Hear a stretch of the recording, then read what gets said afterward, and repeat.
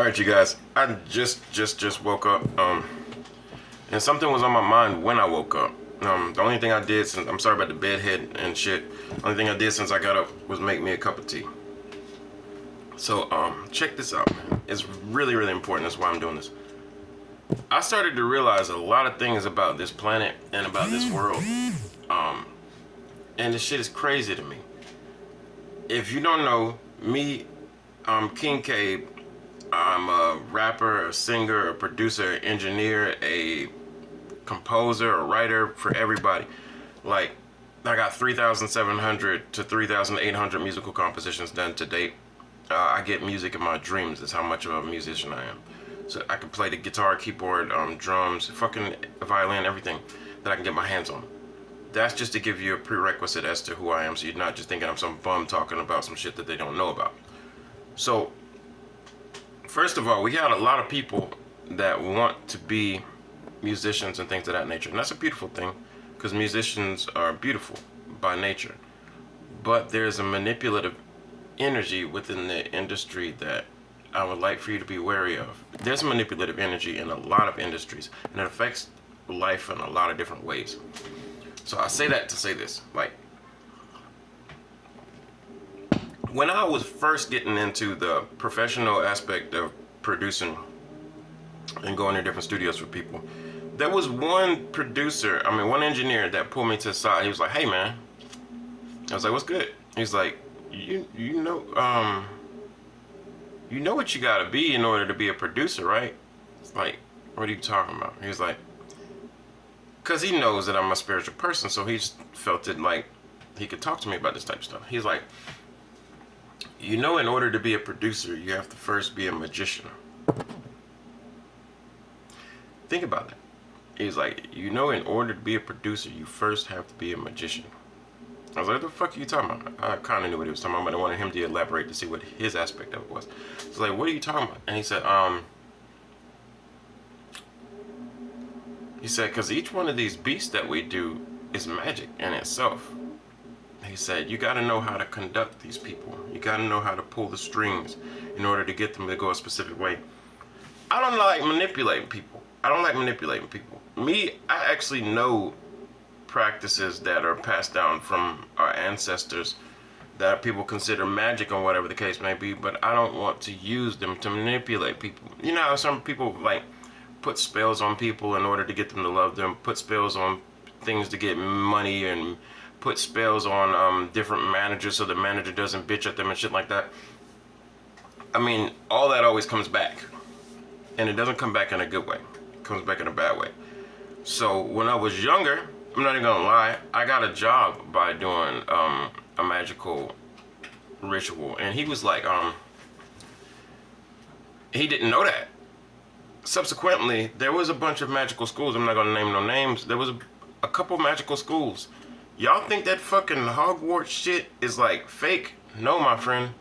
That came from a real scenario, real situations, real schools, bro.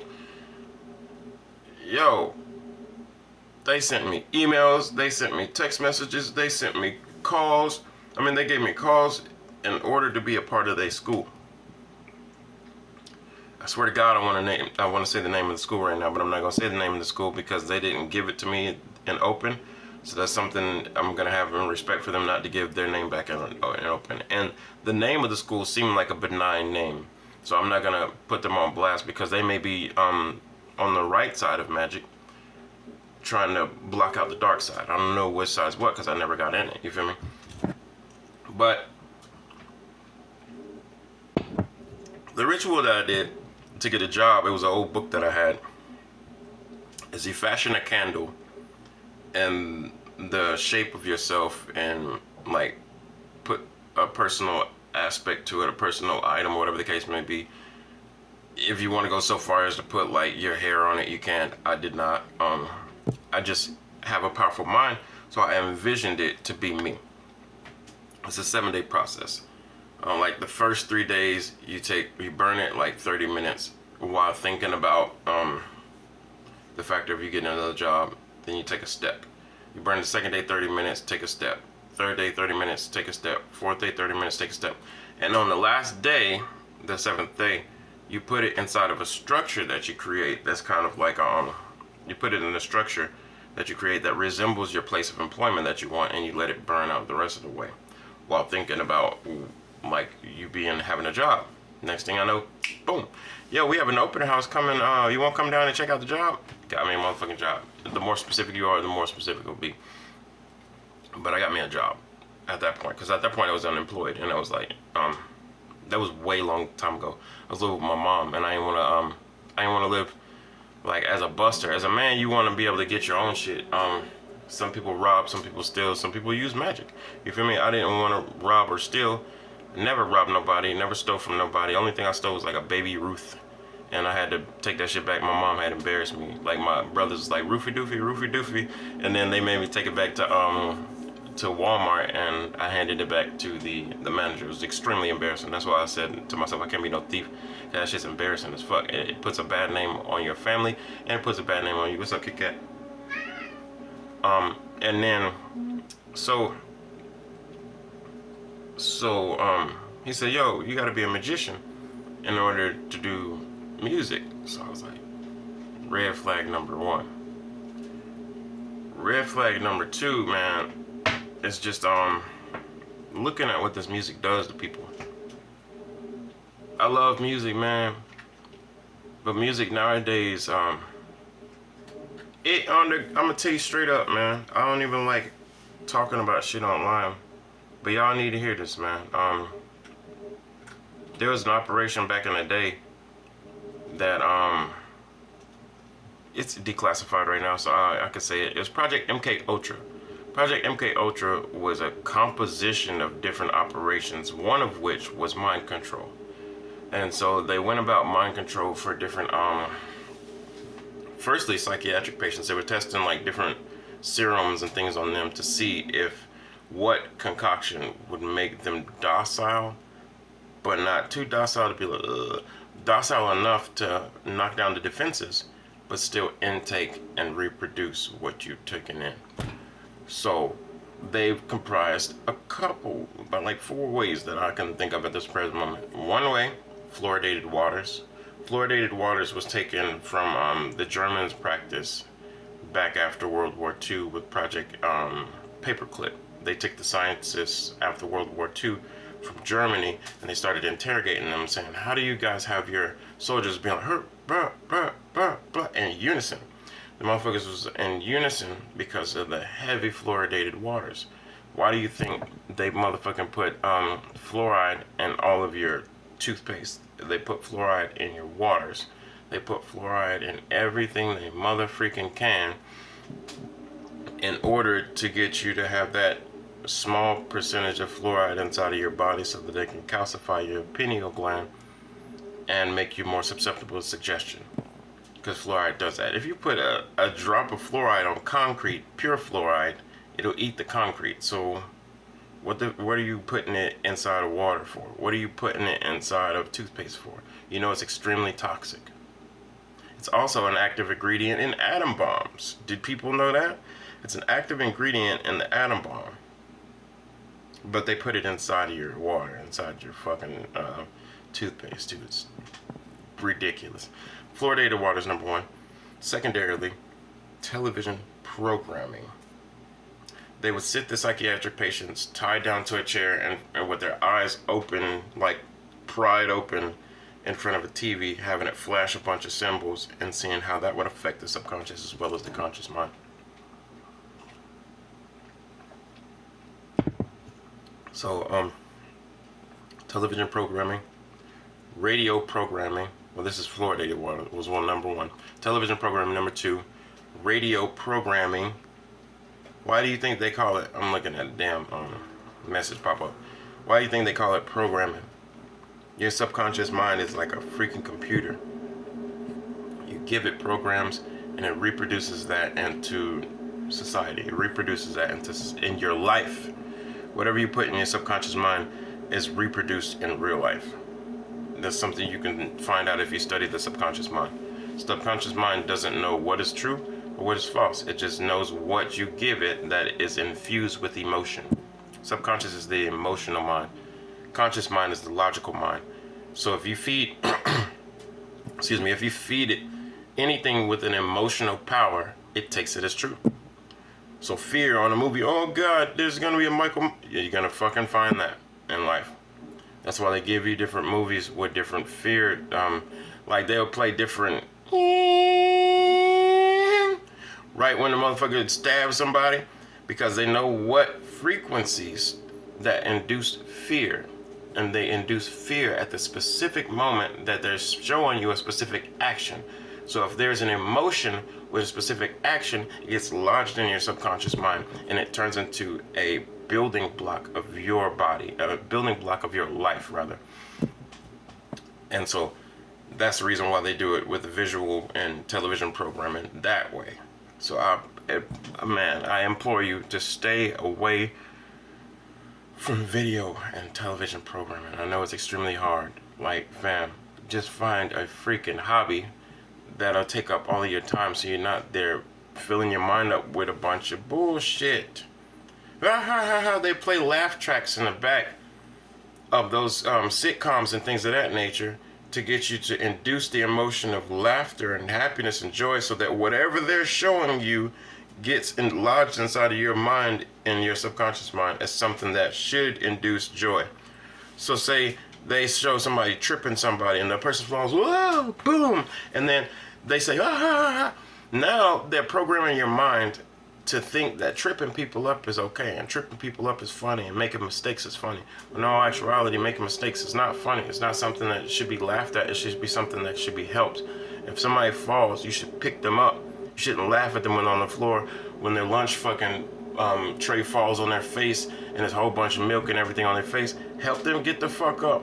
Help them go get some napkins, bro. That shit's not funny. But they programmed your mind to think that it's funny so much over the years that your subconscious mind says, well, that's funny. His pants just fell down. That's funny. And he can't pick them up. That's funny. That's not funny, bro. It's embarrassing. There's a difference between funny and embarrassing. Now, true comedy is when everybody can laugh together. Now, if everybody's laughing together and not one person laughing at the other, that's real comedy. That's real comedy. But if you're laughing at somebody, that's not real comedy. That's humiliation. There's a fucking difference, man. People don't get that. It's like training your mind to think humiliation is comedy. Humiliation is not comedy. That shit is like, it's just that. Humiliation is negative, fam. Fourthly, I think it's third, I don't know. Fluoridated waters, visual programming, audio programming. This is thirdly. Okay. Thirdly, audio programming. This is something that I'm very, very knowledgeable of, and that ties in with the video programming as well, because they use the violin strings to induce certain energies within you that make you connect with whatever they're trying to connect you with at that specific moment. They studied the mind for so many decades. They studied the mind for centuries. They studied the mind for fucking millennia, if you take it back further than that, to understand how the human mind works and how to manipulate it. I know this because I talk with these guys. They studied the mind intensely to figure out what they can do to manipulate you guys to believe in the bullshit that they're projecting. I'm trying to make it short because I know people don't really have that much of an attention span no more. And that's due to the fourth thing that I'm going to tell you about. People don't have an attention span because of the fourth thing that I'm going to tell you about. Third thing, audio engineering. Why do they call it? Audio programming. Why do they call it audio programming? Because they're programming your audio receptors to like or dislike a specific thing. Now, nowadays, back in the days, hip-hop used to be about positivity. Hip-hop was about positivity and telling people about the struggles of their life. It was either about one or two things. You were telling people about your life that you're going through because you didn't have a voice before then. Hip-hop was created as a voice for those who don't have a voice. It wasn't talking about, I kill that brother, I kill that brother. No, it was talking about shit like, what's the one that's on Broken Glass everywhere. People lying on the street, people just don't care. Talking about shit like that, yo. Talking about the state of their neighborhoods, you know what I'm saying? Talking about the state of their people, in order to try to get people to gain awareness as to what's really going on so they can fix it. One love, you know what I'm saying? The motherfuckers was talking about love back in the days. In the 90s especially, they were talking about love. And that positive movement got killed. It got killed and replaced with these puppets nowadays. Nowadays, you can see the fact that they do not hire and or project any positive artists on the radio. When the last time you cut on a radio station, name a radio station, any popular radio station. When's the last time you cut on a popular radio station and heard somebody talking about God without the factor of them commercializing gospel music? Nowadays, people do gospel music for the awards. You're only doing the gospel music so you can gain an award. You're not doing gospel music out of real adoration of God. So nowadays, they know the frequencies to tell you. So please don't be listening to. I know it's fun to dance, and I know it's fun to dance, y'all. And you could dance every once in a while, but do not listen to this shit every day. Listen to some one good artist that you can listen to. If you like rap, listen to somebody like Homeboy Sandman. Homeboy Sandman is a really positive rapper. Listen to somebody like Mos Def. Another positive rapper that's coming up right now, one J.I.D. Listen to J. Cole. Listen to well, now Ye is becoming a positive rapper. Well, he's been like positive, but they kind of try to shift him over to. They made him mad. Anybody when they get mad, they're gonna say something kind of outland. I don't know. A lot of people gonna be like, "Oh, you like Ye?" Who the fuck don't like Kanye West? Well, his name ain't Kanye no more. His name is Ye. But who the fuck don't like him except for the people who are puppets, bro? To be honest, bro. Cause he's standing up for something that he believes in, and anybody who's a real person knows that, yo, that's how he feels. Cool. You know what I'm saying? This how I feel. Cool. It don't gotta be how you feel, but it gotta be this how I feel. So cool. You know what I'm saying? Like, let's say live and let live. Live and let live. That's in y'all's text. Live and let live. So the fourth one, social engineering. That one's a beast. Social engineering is